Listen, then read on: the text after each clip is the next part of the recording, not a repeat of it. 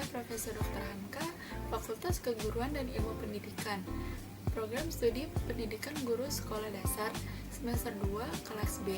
Kami dari kelompok 4 ingin menjelaskan mengenai rancangan pelaksanaan pembelajaran kami. Sebelumnya, saya akan memperkenalkan anggota kelompok kami yang beranggotakan 1. Ada Anzani Harbiakti, 2. Ada Alfira Aprionaliza, 3. Ada Finanesa Hasanah, yang keempat ada Nadira Sakararum, yang kelima saya sendiri Rifana Maheswara.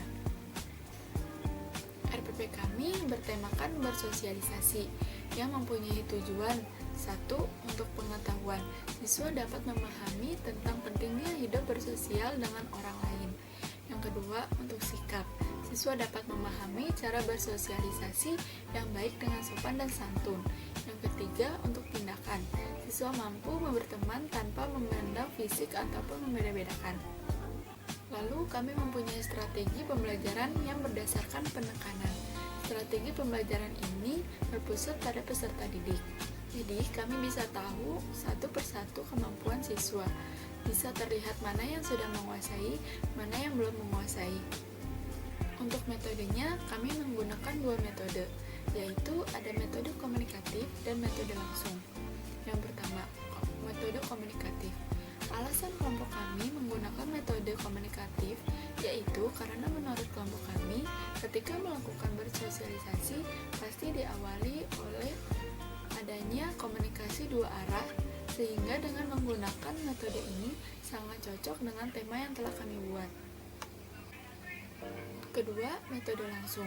Alasan kelompok kami menggunakan metode langsung ini karena metode ini merupakan belajar langsung menggunakan bahasa intensif dalam berkomunikasi. Peserta didik juga bisa mendapatkan latihan dari peragaan, demonstrasi, dan mimik secara langsung. Dan untuk bahan pembelajarannya, kelompok kami menggunakan PowerPoint dan buku cerpen atau dongeng. Selanjutnya, kelompok kami akan menjelaskan mengenai 1. Bersosialisasi dan kegiatan pembelajarannya yang akan dijelaskan oleh Finanesa Hasanah. Yang kedua, ada prosa yang akan dijelaskan oleh Anzani Harbiakti. Yang ketiga, ada penilaian dan tata cara pelaksanaannya yang akan dijelaskan oleh Nadira Sakararum. Yang keempat, ada evaluasi materi atau inti pembelajarannya yang akan dijelaskan oleh Alfira Aprionaliza. Assalamualaikum warahmatullahi wabarakatuh. Apa kabar nih anak-anak sekalian? Semoga sehat selalu ya. Jadi Ibu hari ini akan menjelaskan materi tentang bersosialisasi. Langsung saja kita ke pengertiannya ya. Nah, jadi pengertian sosialisasi adalah proses yang membantu seseorang untuk belajar menyesuaikan diri, di mana seorang anak belajar menjadi seorang anggota yang berpartisipasi dalam masyarakat, mempelajari hidup, norma, dan nilai sosial yang terdapat dalam kelompoknya agar dapat berkembang menjadi pribadi yang dapat diterima oleh masyarakat. Nah, selanjutnya ada tujuan sosialisasi. Yang pertama, memberi pengetahuan yang dibutuhkan untuk kehidupan seseorang kelak di tengah-tengah masyarakat.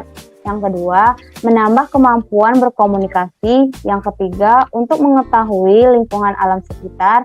Yang keempat, untuk mengetahui lingkungan sosial. Dan yang kelima, untuk mengetahui nilai-nilai dan norma-norma dalam masyarakat. Nah, sampai sini sudah paham semua ya anak-anak. Jadi langsung saja kita ke faktor-faktor yang mempengaruhi proses sosialisasi.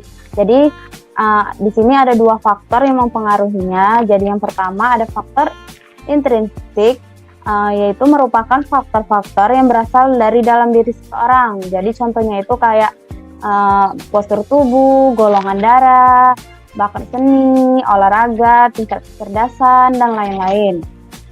Nah, yang kedua ada faktor ekstrinsik. Ini merupakan faktor lingkungan sosial budaya, tempat seorang individu hidup dan melaksanakan pergaulan dengan warga masyarakat yang lain. Jadi contohnya itu seperti faktor lingkungan, jadi tempat seseorang hidup dan melaksanakan pergaulan di masyarakat. Selanjutnya ada tahapan sosialisasi. Yang pertama, tahap persiapan atau preparatory stage. Jadi di tahapan ini dialami sejak manusia dilahirkan saat seorang anak mempersiapkan diri untuk mengenal dunia sosialnya. Yang kedua ada tahap meniru atau play stage. Jadi di tahapan ini ditandai dengan makin sempurnanya seorang anak menirukan peran-peran yang dilakukan oleh orang dewasa. Nah, yang ketiga ada tahap siap bertindak atau game stage. Nah, di sini peniruan yang dilakukan sudah mulai berkurang dan digantikan oleh peran secara langsung dimainkan sendiri dengan penuh kesadaran. Dan yang keempat, tahap penerimaan norma kolektif atau generalized stage. Jadi pada tahap ini seseorang telah dianggap dewasa. Nah, ada juga nih peranan positif dari kelompok persahabatan bagi perkembangan kepribadian anak, yaitu yang pertama merasa aman dan dianggap penting dalam kelompok persahabatan, yang kedua dapat tumbuh dengan baik dalam kelompok persahabatan, dan yang ketiga mendapat tempat yang baik bagi penyaluran rasa kecewa, takut, khawatir, tertekan, gembira, yang mungkin tidak didapatkan di rumah. Dan fungsi sekolah dalam proses sosialisasi adalah memberi pengetahuan dan keterampilan yang diperlukan siswa serta membentuk kepribadian siswa agar sesuai dengan nilai-nilai dan norma-norma yang ada di dalam masyarakat. Nah, jadi sekian materi yang Ibu bisa sampaikan, semoga dapat diterima ya. Jadi saya akan menjelaskan kegiatan membaca dan menulis yang telah kelompok kami rancang. Jadi yang pertama membentuk kelompok diskusi, yang kedua masing-masing siswa membawa buku bacaan seperti cerpen atau dongeng. Yang ketiga diskusikan per kelompok dan memilih satu buku untuk dibaca bergantian di depan kelas. Dan yang keempat setelah membaca siswa akan menulis judul dan juga tokoh yang ada dari dalam buku tersebut. Sekian penjelasan dari saya tentang kegiatan membaca dan menulis. Selanjutnya, Ibu akan menjelaskan tentang sastra. Nah, jika berbicara tentang sastra, pasti pikiran kita sudah mengarah kepada sastra itu cocoknya hanya untuk orang dewasa, tidak cocok untuk anak-anak karena bahasanya yang sulit dimengerti dan sulit dipahami oleh anak-anak. Nah, kali ini sastra yang akan kita ambil dalam bentuk sastra anak yang dimana dibagi menjadi 3, yaitu ada prosa, puisi, dan juga drama atau bermain peran. Nah, kali ini kita akan mengambil sastra anaknya itu dalam bentuk prosa. Sebelum itu, Ibu akan menerangkan sedikit tentang prosa agar siswa-siswa juga paham dan mengerti tentang apa itu prosa, dimulai dari pengertian, jenis-jenis, ciri-ciri, bentuk, dan juga contoh-contohnya. Pertama, Ibu mulai terlebih dahulu ya dari pengertian prosa. Nah, prosa adalah karya sastra yang berbentuk cerita bebas dan tidak terikat oleh rima. Berbeda dengan pantun dan juga puisi yang terdapat rima dan pola tertentu di dalam tulisannya. Prosa lebih banyak menggunakan kata dengan makna denotasi daripada konotasi. Artinya, bahasa yang digunakan adalah bahasa sehari-hari. Jenis tulisan seperti prosa ini biasanya digunakan untuk mendeskripsikan atau menjelaskan suatu fakta ataupun ide. Kemudian kita lanjut, yaitu ada ciri-ciri dari prosa. Antara lainnya yang pertama memiliki alur cerita yang di dalamnya dijelaskan suatu peristiwa. Nah, yang kedua memiliki tema yang menjadi dasar dan pokok bahasan cerita.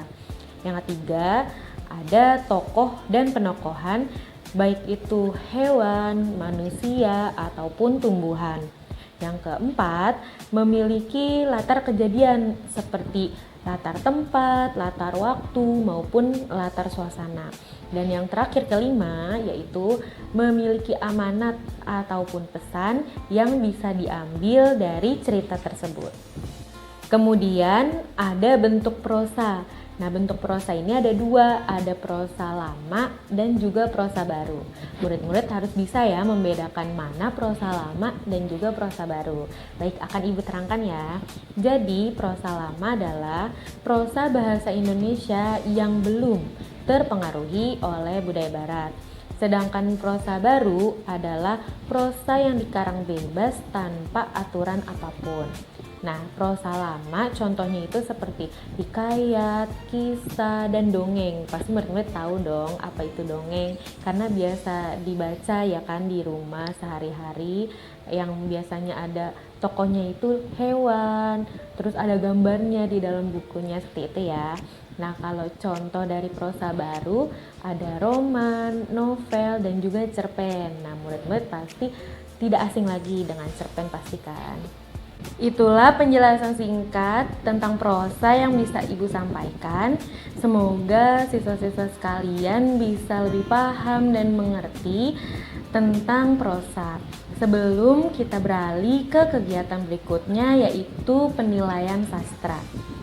Untuk kegiatan penilaian sastra kali ini, Ibu mau kalian membaca atau bercerita di depan kelas satu persatu, dan teksnya sudah Ibu persiapkan ya. Teksnya itu ada teks dongeng dan juga cerpen. Tentu saja dengan tema bersosialisasi. Dan siswa-siswa juga harus ingat ya, membaca itu tidak boleh sembarangan. Membaca harus memperhatikan intonasi, tanda baca, ketepatan kata, dan juga mimik wajah. Nah, Ibu akan melihat satu-satu para siswa sekalian bisa tidak membaca dengan baik dan benar. Oke ya semua, sampai sini sudah mengerti? Oke anak-anak, selanjutnya Ibu akan menjelaskan komponen atau poin-poin apa saja yang akan dinilai dalam tugas bercerita ini. Nah, anak-anak ingin kan nilainya baik semua, nilainya bagus semua. Kalau ingin, tolong didengarkan dengan baik apa yang Ibu katakan ya. Jadi, dalam tugas bercerita ini ada 6 komponen atau 6 poin yang akan dinilai dalam tugas bercerita ini. Yang pertama, itu lafal dan intonasi. Jadi, ketika kalian membaca, lafalan dan intonasinya itu harus tepat. Nah, poin yang kedua dan ketiga ini saling berhubungan. Nah, poin kedua ini ketepatan susunan kalimat, dan poin yang ketiga itu ketepatan pemilihan kata. Jadi, kalian itu dalam membuat cerita atau nanti saat bercerita, ketepatan susunan kalimat dan pemilihan katanya itu harus tepat. Agar apa? Agar nanti yang mendengar bisa mengerti jalur ceritanya itu seperti apa, atau nanti ceritanya itu seperti apa, begitu. Nah, yang keempat itu ada kesesuaian gagasan dengan cerita. Jadi gagasannya tuh, kalau misalnya gagasannya tentang ini tapi ceritanya tentang ini kan nggak nyambung gitu kan. Jadi sebisa mungkin gagasan dan cerita harus tepat. Oke anak-anak, yang kelima, kejelasan cerita. Nah, ceritanya itu harus jelas. Agar apa? Agar ibu dan teman-teman kalian semua mengerti alur ceritanya seperti apa, atau ceritanya itu temanya tentang apa, begitu. Yang keenam, kelancaran bercerita. Jadi, ketika nanti kalian membaca, ibu akan nilai kalian lancar nggak nih berceritanya. Kalau lancar, pasti nilainya bagus, gitu ya anak-anak. Jadi, ibu mohon komponen-komponen ini perhatikan dengan baik. Jadi nanti sebelum maju kalian bisa latihan terlebih dahulu. Oke anak-anak, mengerti?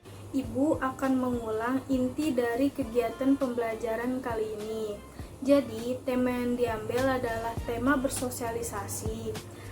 Jenis sastra yang diajarkan adalah prosa dan kegiatan membaca dan menulis. Jadi, siswa akan membentuk kelompok. Lalu, masing-masing siswa akan membawa buku cerita atau dongeng untuk didiskusikan dan dibaca di depan kelas secara bergantian. Setelah itu, siswa diminta untuk mengerjakan tugas. yaitu menuliskan judul dan tokoh dari cerita yang diambil dan mengisi kalimat rumpang. Untuk penilaian sastra, Ibu rasa sudah cukup baik ya, dan penilaian dalam membaca cerita juga sudah cukup baik. Tapi Ibu harap hal-hal seperti kecepatan saat membaca, tanda titik dan koma harus perlu diperhatikan dan diperbaiki ya. Selebihnya itu Ibu rasa sudah cukup baik. Nah, sekian dari video pembelajaran hari ini. Semoga video ini bermanfaat untuk kalian semua ya. Terima kasih sudah menonton video pembelajaran dari kelompok 4. Kurang lebihnya mohon maaf. Assalamualaikum warahmatullahi wabarakatuh.